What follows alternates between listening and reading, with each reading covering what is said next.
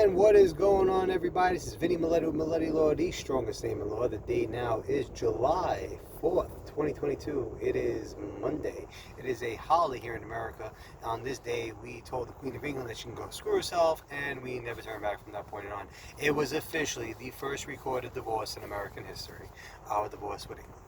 All right, so let's get down to it. So first and foremost, make sure you subscribe to the channel. Make sure you go to the website, www.milletti.com, and sign up for the newsletter so you can always be in the know and learn cool, new, exciting things every single day. Subscribe to this channel. As you see, we're getting close to like 5,000 people, which is pretty cool.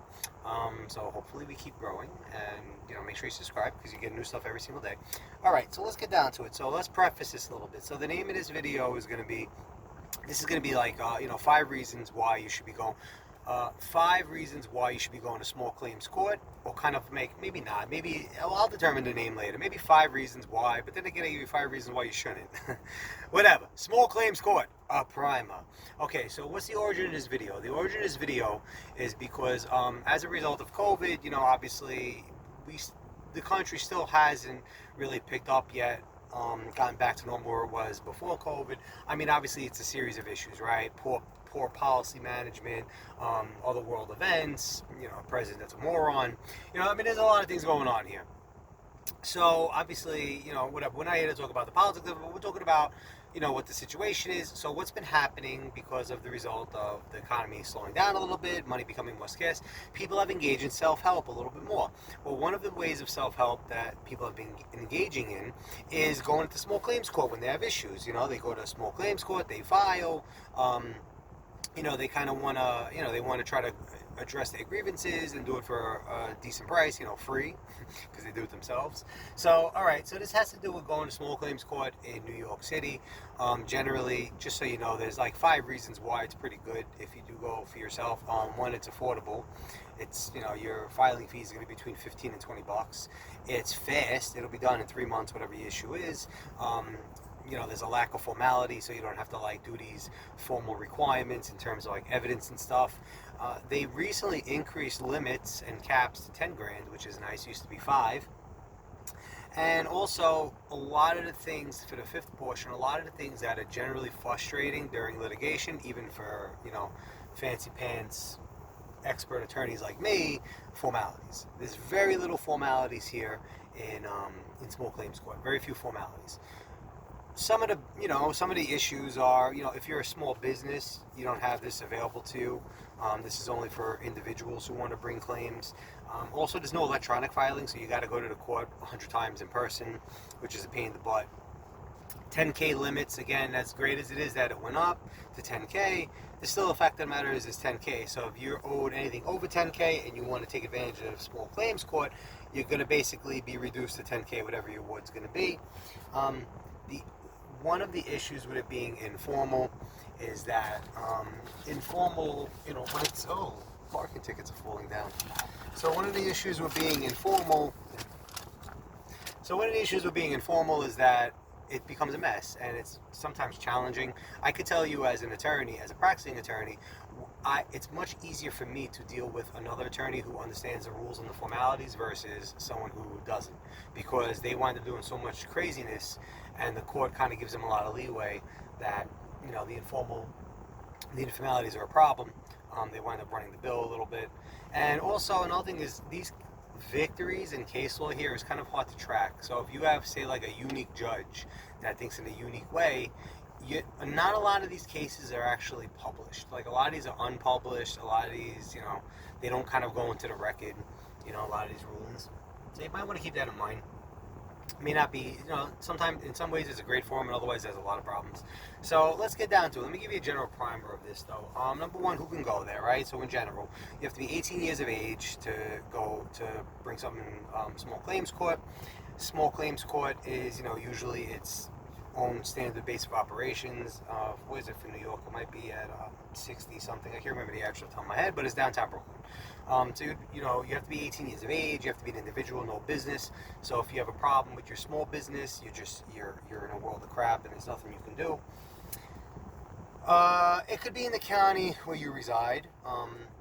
absolutely fine. Or it could be in the county where you have suffered the injury. So if you are a person in Brooklyn who suffered an injury and you want to go to small claims court, you can go to the one in downtown Brooklyn. If you're in Manhattan, you go to one in Manhattan, Queens. So it's usually in the county, it's usually in the county where you reside in. No problem. Starting the case is very easy. You fill out you fill out what's known as a statement of claim.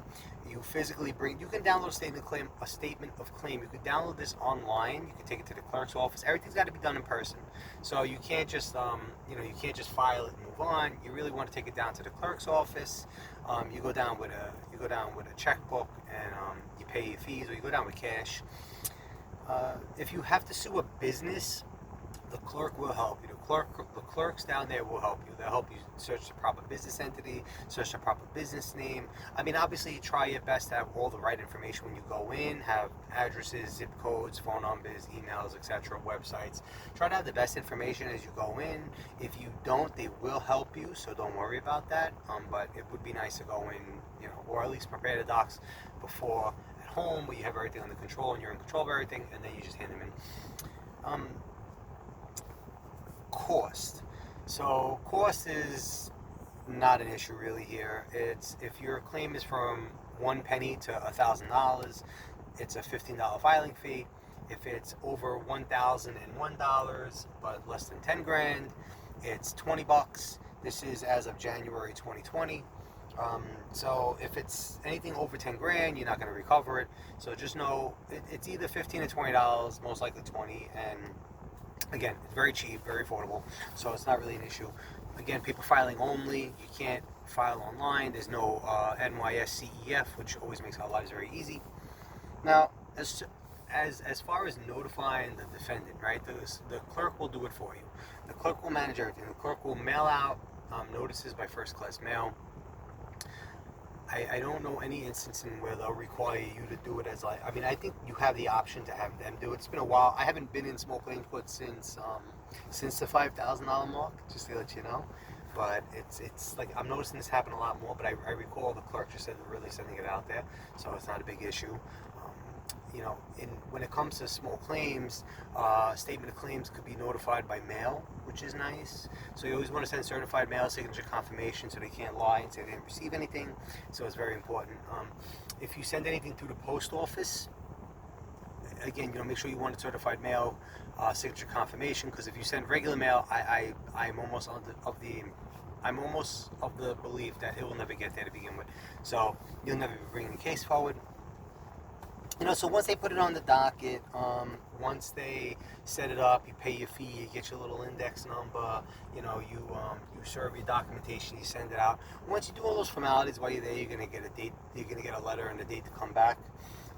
Usually this entire process is gonna be very quick. It's gonna be like a 3 or 4 month process. So, you'll get a date to come back. In preparation of this date, you could submit your evidence in. Evidence is very informal here. There's no formalities of evidence. You don't need to maintain proper margins. You don't need to maintain page numbers, page limits, etc. Just whatever you think helps plead your case is what you can present. Again, lots of informalities, and it's totally understood that this is how small claims court is supposed to run. And that's it, really. And then you just, on the day of, if you need to get somebody, if you need to get a witness, if you need to issue a subpoena, the court will do that for you. The clerk will do that. You just gotta, when you get there, you let them know and you tell them. Everything really goes through the court, and they really help a lot. So if you're a pro se, plaintiff, and you really don't know how the system works, certainly lean on the court.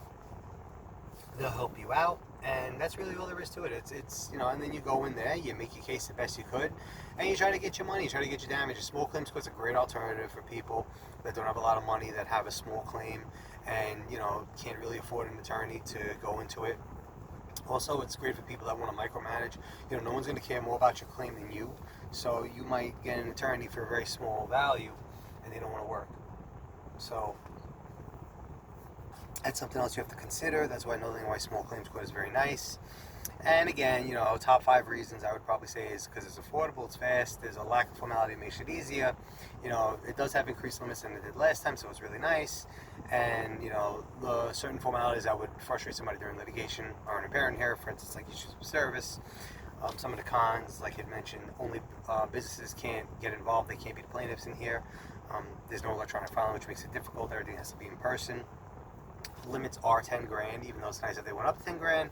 It's not nice that they hard stop at 10 grand. So if you have anything over 10 grand, they're going to lower your value. It's informal, which could be a double-edged sword because that means you also get a very informal defendant on the other side that really doesn't understand the formalities much, which will be a big problem for you. And then finally, these also are hard to track. So if you're looking for like case law on point, this won't be the place where you're going to find it. Very rarely will you. So, look. I hope this was helpful. I hope this helps you in determining whether a small claims case is right for you. If you want to try it for yourself, certainly I always want you to come to the firm and give me all your money and, you know, do everything for you. But I understand it's COVID and things are not cheap anymore. You know, the economy's not great, so you want to do things to save you money, but still be able to preserve your integrity when dealing with deadbeats. So small claims quest the way to go sometimes. Look, so if you have any questions, concerns, obviously let me know. You can reach me at the website, you can reach me at the email, you can reach me in the notes below. And that's really all that we are. So look, I hope you all have a wonderful July 4th holiday. I hope all your dreams come true. I hope you enjoy your independence. You could start by freeing yourself from debt, freeing yourself from toxic relationships, freeing yourself from a lot of other crazy things that you might have going on in your life, because independence starts with you. Freedom starts with you. It was begun by telling the queen to go screw herself, but you know what? You should tell the things that frustrate you to go screw themselves every single day and live your life free as a bird, baby. So if you have any questions, obviously here we are, yours and Laura's Love and Lifts. Always stay usually motivated, my people. And if you have any questions, you know where we are. So you know the motto. It's eat big, lift huge, eat big, lift huge, get large, may die, leave a giant casket behind. Have a great day, everybody, and a wonderful holiday.